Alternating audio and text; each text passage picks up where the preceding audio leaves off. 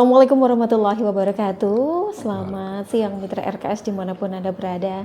Saya Yunisa Rana kembali hadir menyapa Anda di program TOP, Terobosan OPD. Dan kali ini kita akan membahas terkait dengan pajak bumi dan bangunan Mitra RKS. Tema kita pentingnya pembayaran pajak bumi dan bangunan atau PBB bagi pembangunan daerah. Ya, seperti kita tahu bahwa pembangunan daerah ini tidak terlepas dari kontribusi masyarakat, salah satunya dengan atau melalui pembayaran pajak bumi dan bangunan. Sepenting apa PBB dan bagaimana cara pengelolaannya? Langsung kita datangkan BPKD Kabupaten Pekalongan untuk mengupas tuntas. Pastikan Anda tetap stay tune bersama kami ya.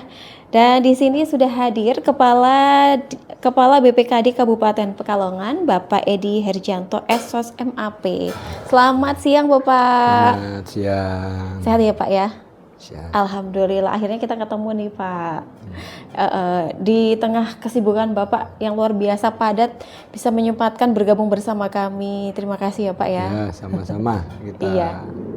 Kemudian juga di sebelahnya Pak Edi ada Bapak Ronald Febriko SEMM. Selamat siang Pak Ronald. Kasubdit Pelayanan Umum ya Pak ya. Ya beberapa waktu lalu juga sempat main ke RKS ya Pak ya. Nah kita juga akan tidak jauh-jauh seputar pajak ya Pak ya. Karena memang pajak ini termasuk salah satu hal yang menjadi ranah dari BPKD ya Pak ya. Iya. Betul seperti itu. Boleh diceritakan Pak, mungkin mitra RKS yang ada di rumah juga ada yang belum paham BPKD ini apa sih, dinas apa sih gitu ya? BPKD itu Badan Pengelolaan Keuangan Daerah. Itu tugas kita itu terkait dengan masalah akuntansi, kemudian masalah anggaran, kemudian masalah keuangan, ya, kemudian juga terkait dengan pendapatan. Itu tugas-tugas di OPD kami. Berkaitan dengan uang Ya, agak pusing kayaknya pengelolaan keuangan.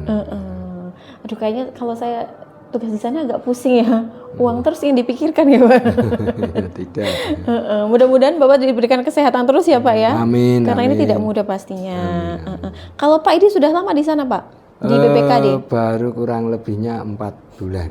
4 bulan. 4 bulan. Waduh masih tergolong belum lama ya Pak ya. Sebelumnya di mana Pak Edi? Di pelayanan terpadu satu pintu, PTSP. PTSP. Oke, sesuatu yang berbeda tapi siap apapun yang diberikan tugas dari atasan ya Pak. Ya. Baik, kita akan mengerucut lebih ke pajak ya Pak ya. Ya. Pajak bumi dan bangunan khususnya. Nah Pak Edi, saya pengen nanya nih Pak Edi, mengapa pembayaran PBB ini menjadi penting sih Pak bagi pembangunan daerah? Ya. Jadi di PBB itu pajak bumi dan bangunan ini ada dua sektor. Satu sektor perkotaan dan sektor perdesaan, makanya disebut PBB P2.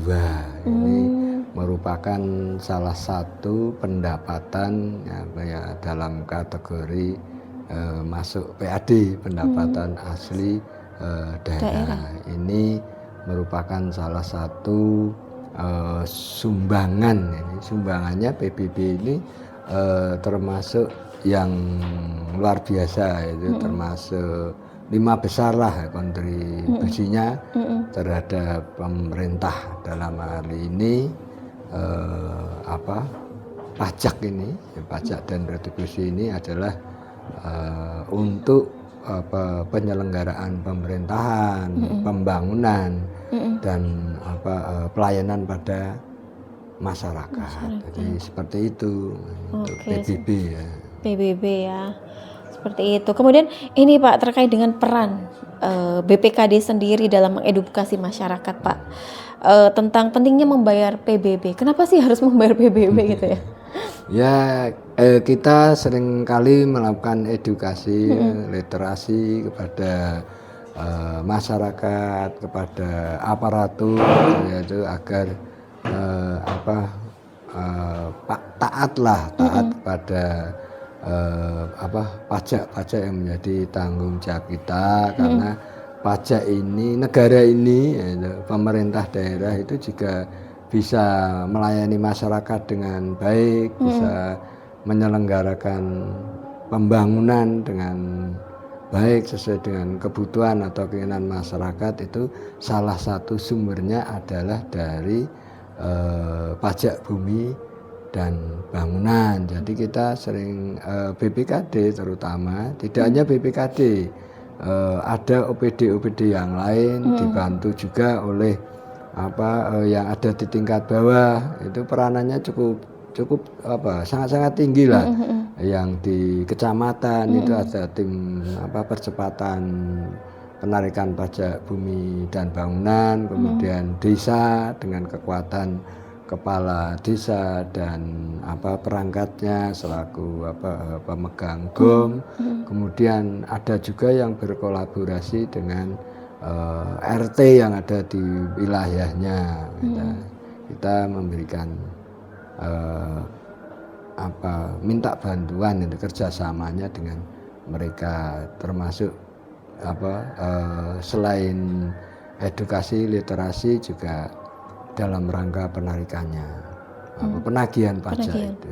Termasuk bekerja sama dengan desa ya Pak ya, lini paling bawah yang bersentuhan langsung dengan masyarakat ya. Betul. Seperti itu. Kemudian kalau dilihat Pak sejauh ini tingkat kesadaran masyarakat kita seperti apa Pak dalam pembayaran PBB? Kesadaran masyarakat di Kabupaten Pekalongan sangat luar biasa. Kenapa saya nyatakan itu sangat luar biasa? Karena sudah terbukti dari tahun ke tahun. Kemudian literasi ini juga sudah berhasil, karena tiap tahun ke tahun terjadi peningkatan pelunasan PBB. Kalaupun tidak lunas memang ada beberapa masalah, dan itu kalau tingkat kepatuhan masyarakat kita sangat-sangat tinggi gitu ya. Karena target kita sudah di atas 90% keren ya Pak ya. Yang membayar pajak bumi dan bangunan. Ini saya patut acungkan jempol ya. Tingkat kepatuhannya sangat tinggi, kesadarannya sudah tinggi, sudah memahami lah pentingnya pajak itu. Oke, jadi mereka sudah paham ya Pak ya, bahwa kita tuh hidup di negara ini juga harus yang namanya kewajiban membayar pajak ya, karena nanti kembali juga untuk kita gitu ya Pak ya. Alhamdulillah, berarti ada target dan ini sudah tercapai ya Pak ya.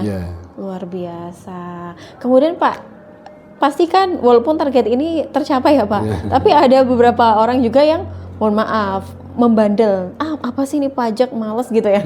Ngapain bayar pajak misalkan, ada juga yang seperti itu ya Pak ya. Dampaknya apa kira-kira nih Pak? Ya, doa saya kalau hari ini itu belum, saya yakin mereka itu paham, paham. Cuma hari ini belum, mungkin kita doakan besok akan kembali lagi ke pola pikir bahwa memang pajak itu salah satu kewajiban yang tidak bisa dihindari ya. Karena apabila kita tidak membayar, itu yang rugi juga kita sendiri gitu ya. Kita sendiri gitu. Karena kita apapun yang diuntungkan gitu. Bahkan kadang kita diuntungkan lebih ya, yang kita dapatkan kadang kita lebih. Misalnya apa Pak? Misalkan ya pelayanan itu yang diselenggarakan oleh masyarakat, dan misalnya kesehatan aja lah.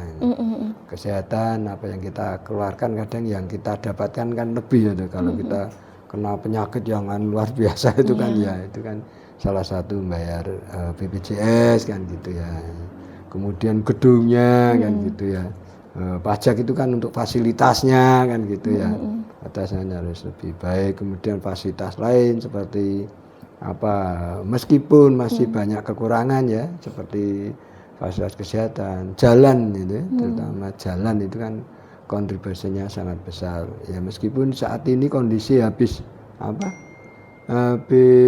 hujan dan sebagainya, memang kondisi ini lagi jalan ini lagi banyak yang rusak, jangan berbulan. Tapi kita sudah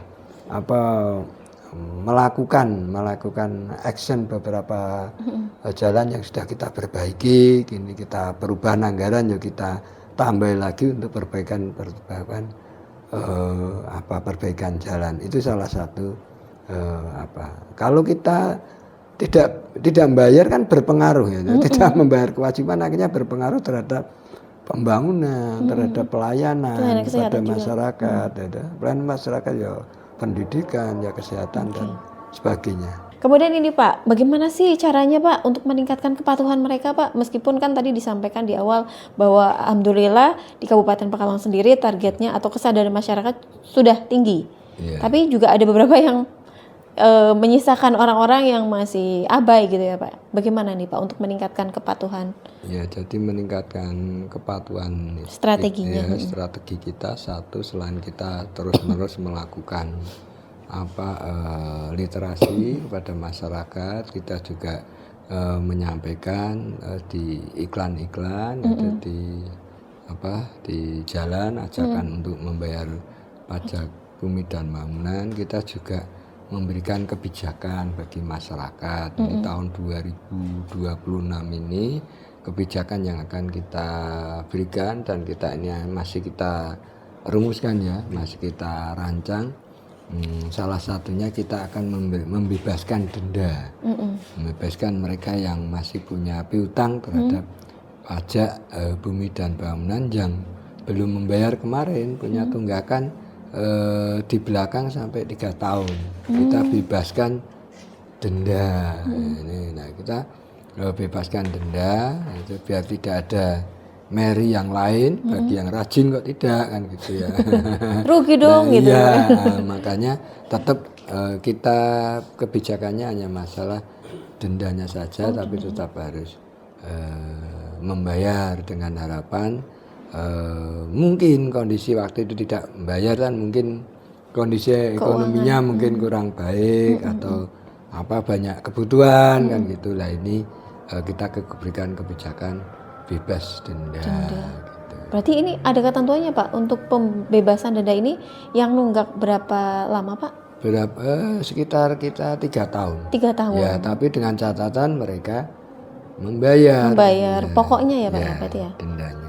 Oke, berarti kalau misalkan nih Pak ada yang bertahun-tahun ya, lebih dari 3 tahun nunggak belum bayar pajak gimana Pak? Apakah masih sama mendapatkan? Itu kan ada, jadi pajak bumi dan bangunan itu membayar pajak itu ada rentetan yang lainnya. Misalkan kita mau balik nama ya, BPHTB ya, sertifikat itu dan sebagainya, nanti akan dihitung di situ, tertagihnya di situ.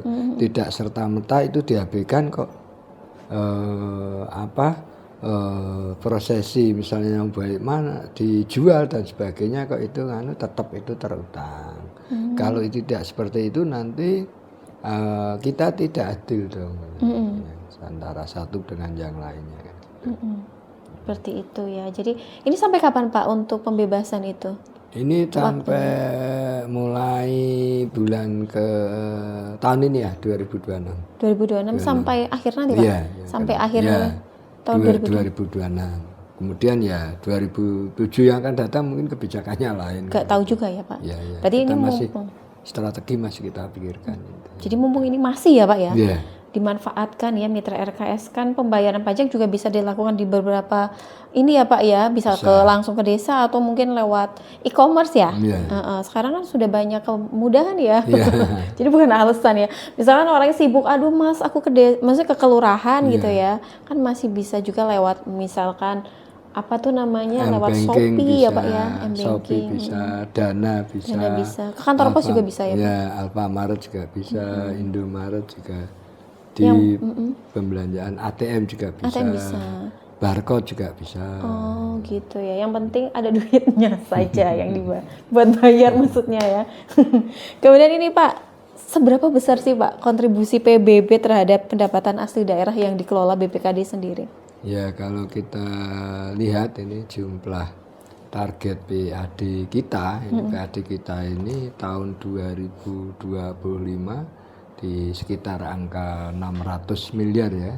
Kemudian untuk sektor PBB ini ada 28 miliar yang masuk, itu berarti kan sudah 91,6%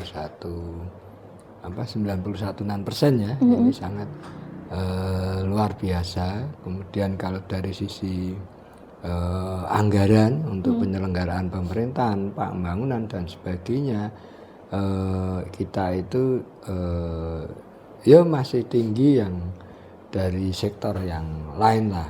Dana yang dari pusat aja kita PBB belum masih jauh, gitu, masih jauh. Kita masih untuk Pekalongan ini masih jauh mengharapkan bagi hasil atau dana transfer dari pemerintah pusat dan provinsi. Ya, jadi seperti itu. Jadi seperti itu ya. Kemudian ini Pak, pengelolaan dari ini PBB ini agar bisa dirasakan langsung oleh masyarakat, seperti apa yang dilakukan BKD, Pak?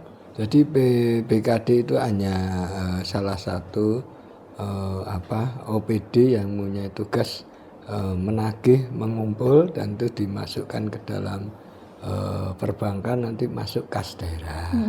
Kemudian kaitannya dengan kebijakan-kebijakan yang nanti akan dibahas kebutuhan-kebutuhan masyarakat, seperti untuk membiayai penyelenggaraan itu kebutuhan masyarakat, kebutuhan pemerintah dan sebagainya yang perumusannya lewat musrenbang. Dan kebutuhan-kebutuhan kan lewat musrenbang tingkat desa, kecamatan, kabupaten, kemudian dianggarkan kan itulah. Dianggarkan salah satu ini PBB untuk membiayai pembangunan yang menjadi kebutuhan masyarakat. Bukan aja pembangunan tapi juga yang lainnya seperti pelayanan masyarakat, kemudian kesehatan, pendidikan dan sebagainya. Jadi seperti itu. Seperti itu. Jadi melalui proses juga ya Pak. Ada musrenbang itu. Nanti kira-kira mau buat apa gitu.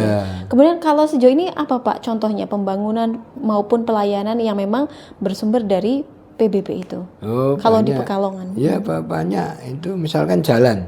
Infrastruktur infrastruktur ya, atau bangun gedung, atau pelayan pada masyarakat itu ya. Perlu kantor, kemudian kesehatan itu kan salah satu bahannya itu kan sumbernya dari anggaran. Yaitu anggaran namanya APBD. Gitu. Nah, APBD pendapatan itu salah satu sumbernya adalah dari pajak bumi dan bangunan. Jadi sebagian itu dari pajak bumi dan bangunan itu kan dikumulatifkan dengan pajak dan retribusi lainnya. Itu termasuk kita dapat perimbangan keuangan dari pemerintah pusat lewat DAU, DAK, kemudian dana hibah dari provinsi. Nah, itu kan nanti untuk menjawab dan memberikan kebutuhan masyarakat, untuk memenuhi kebutuhan masyarakat kita. Termasuk pelayanan kesehatan dan BPJS yang PBI kalau nggak salah ya Pak, itu juga bersumber dari itu. Jadi ya Pak. Masyarakat yang kurang mampu, kalau istilah sekarang itu masuk di istilah yang ada di dinas sosial itu masuk desil gitu.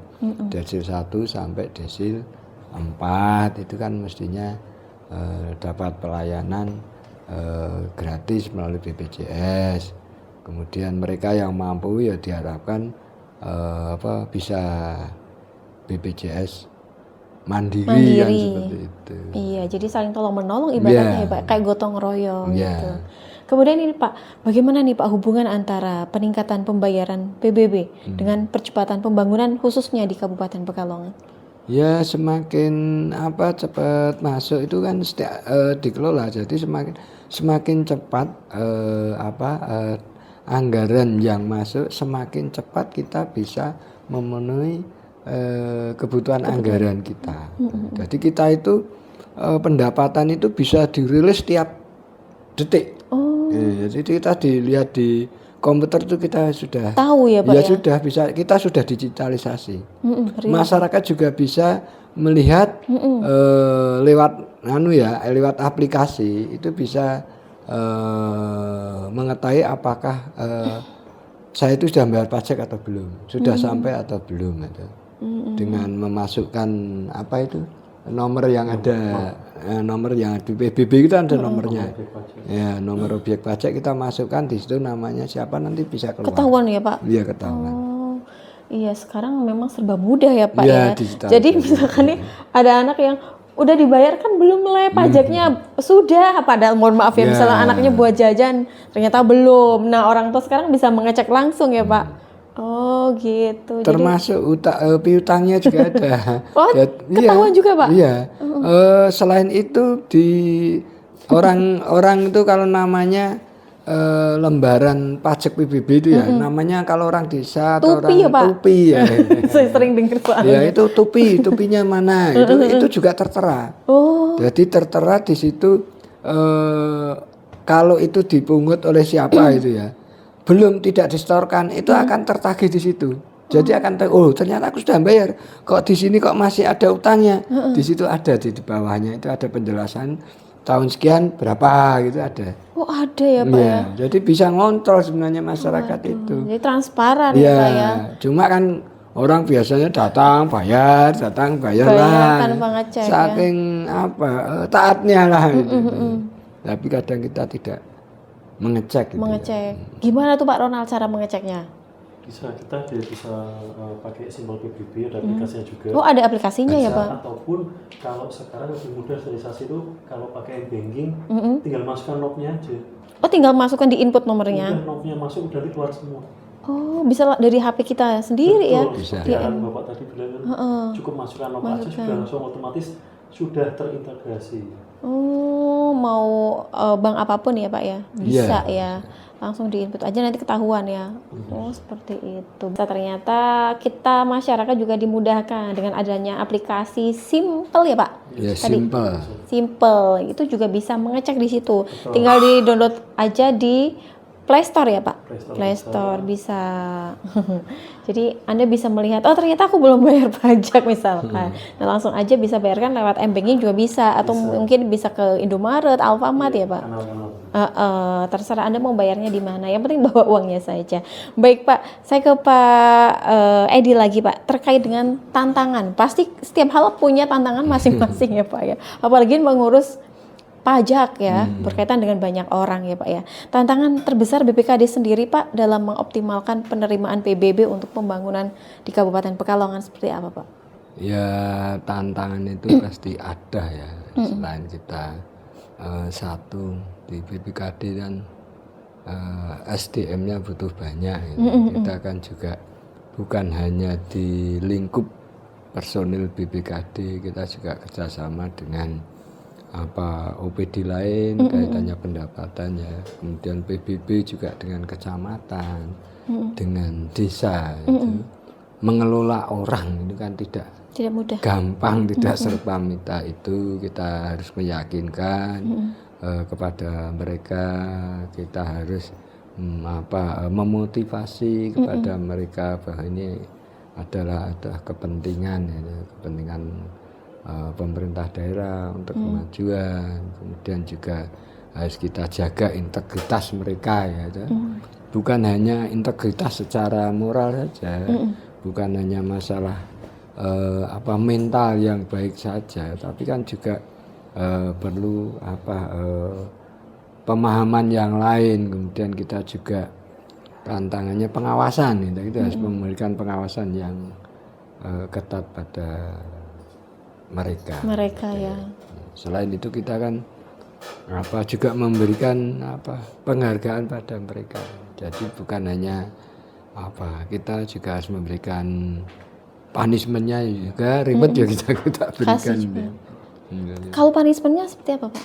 Ya punishment kan misalnya bagi yang tidak kena target kan kita tidak mendapatkan pengembalian lah istilahnya itu, ada berapa persen kan ya kita kembalikan ke pemungut pajak ke desa itu. Ke desa. Nanti diatur oleh desa itu penggunaannya. Gitu ternyata ya. Kalau rewardnya Pak, wah ini pasti kan kalau reward sesuatu yang di nanti gitu ya. Iya, tadi rewardnya. Oh itu nanti dikembalikan itu ya. Ada pengembalian dari pendapatan ya, kita kembalikan di desa, dikelola oleh desa. Makanya pasti mereka berlomba-lomba ya Pak. Ya. Untuk meningkatkan PBB dari masyarakat gitu ya, distorkan. Kemudian Pak, kerjasama atau mungkin ada inovasi nggak sih Pak sejauh ini yang akan atau mungkin sudah dilakukan dari BPKD Kabupaten Pekalongan? Iya, inovasinya kita banyak ya. Salah satu adalah digitalisasi tadi, inovasi dengan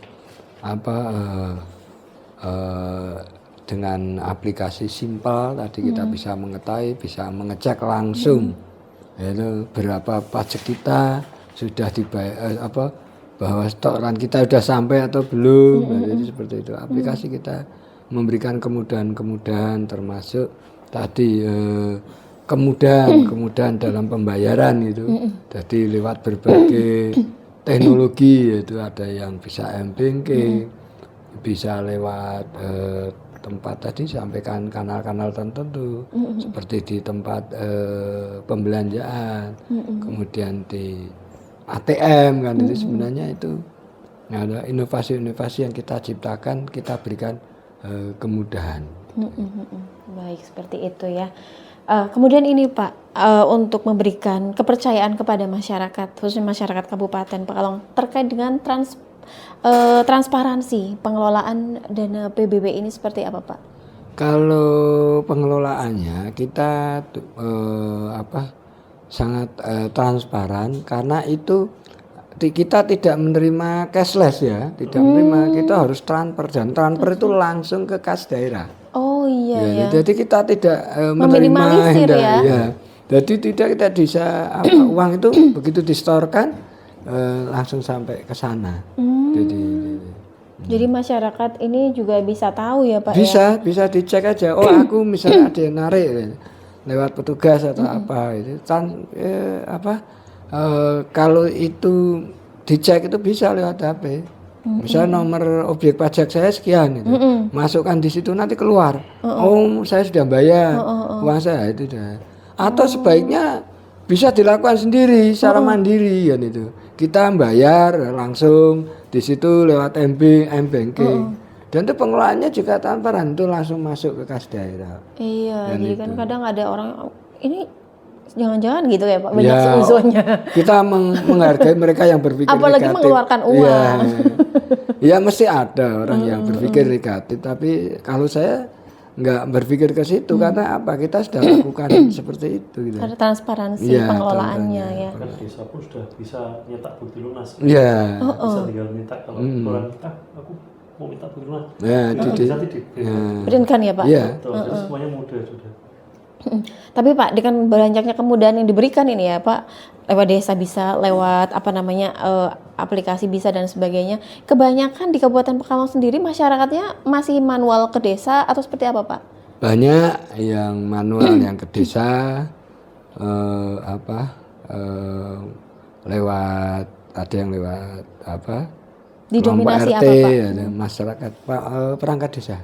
Berarti pemegang gom. Istilah itu pemegang gom. Pemegang gom. Apa itu Pak? Petugas pungut. Namanya itu ya. Sekarang di sana pun juga udah pakai kode billing, jadi sudah kolektif bisa. Oh, kita sudah punya WhatsApp chat. Iya. Bisa cetak QR langsung. Oh gitu ya Pak. Beda zaman dulu ya. Jadi Simba. waktu bisa dulu langsung cetak kode QR keluar kolektif. Iya. Jadi masyarakat yang langsung lewat petugas juga tidak usah khawatir ya Pak, bahwa nanti itu memang langsung masuk ke kas daerah ya Pak. Iya. Oke, seperti itu. Ada jaminan di sana, gitu. Kemudian ini Pak, konsekuensi ini Pak, terkait dengan konsekuensi bagi pembangunan daerah jika penerimaan PBB-nya tidak optimal seperti apa Pak biasanya? Jadi kita kan diberikan target ya.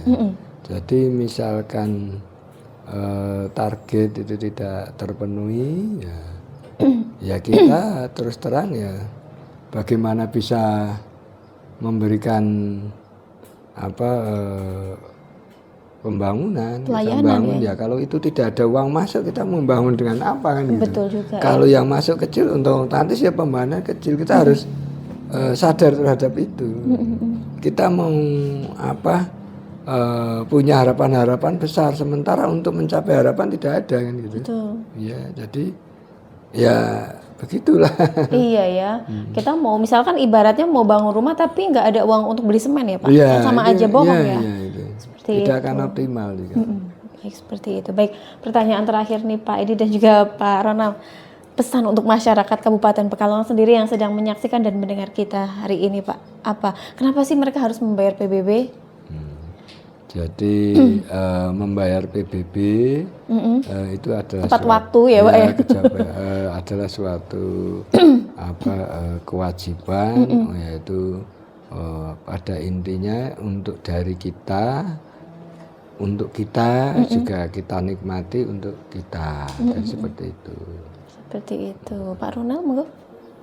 Ya, sama seperti yang Bapak harapkan, yang penting kita jangan terlambat bayar pajak, tetapkan bahwa kembali lagi pajak itu adalah kembali ke masyarakat untuk pembangunan.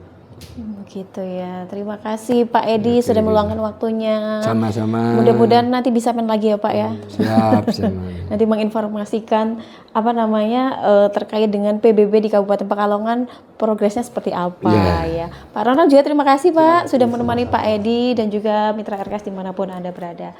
Dan sampai di sini kebersamaan kita di TOP. Kita masih punya obrolan menarik lainnya. Tetap stay tune terus bersama kami. Jangan lupa untuk subscribe channel RKS TV. Saya Yuni Sarana dan juga Pak Edi, Pak Ronald pamit undur diri. Jangan lupa untuk membayar pajak bumi dan bangunan Anda ya, karena warga bijak taat bayar pajak. Terima kasih untuk semuanya. Ketemu lagi di lain kesempatan. Selamat siang, selamat beraktivitas, terus semangat dan berkarya. Sukses luar biasa. Wassalamualaikum warahmatullahi wabarakatuh.